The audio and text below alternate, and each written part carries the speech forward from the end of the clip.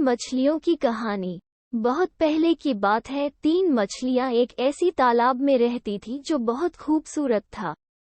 उन तीनों में बहुत गहरी दोस्ती थी और दिन भर तैरते हुए आपस में खेलते रहते थे। उन सभी का समय बहुत ही खुशहाल बीत रहा था।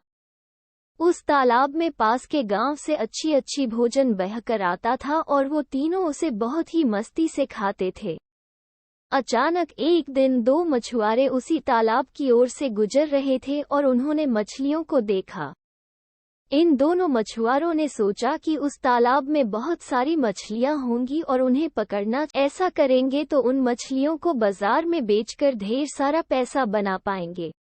मछुआरों के बात उन तीनों मछलियों ने सुन लिया और वो बुरी तरह से डर गई और फिर उस तालाब को छोड़ने का योजना बनाने लगी।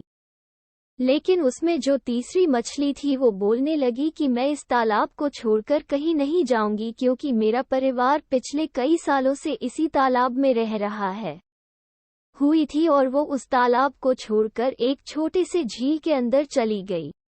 अब इस तालाब में सिर्फ दो मछली ही रह गई और दूसरे दिन वही मछुआरे एक बहुत बड़ा सा जाल लेकर उन मछलियों को पकड़ने के लिए पहुंचे। मछुआरों ने तालाब में जाल फेंका और वो दोनों मछलियों के साथ उनका परिवार के भी छोटी मछलियां उस जाल में फंस गई। अब इसमें जो दूसरी मछली थी उसने मछुआरों से बचने के लिए एक नाटक किया और वो चुपचाप शांत पड़ गई।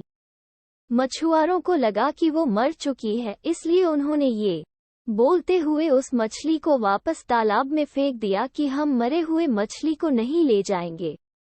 तो इस तरह से वो दूसरी मछली ने अपना दिमाग लगाकर अपना जान बचा लिया।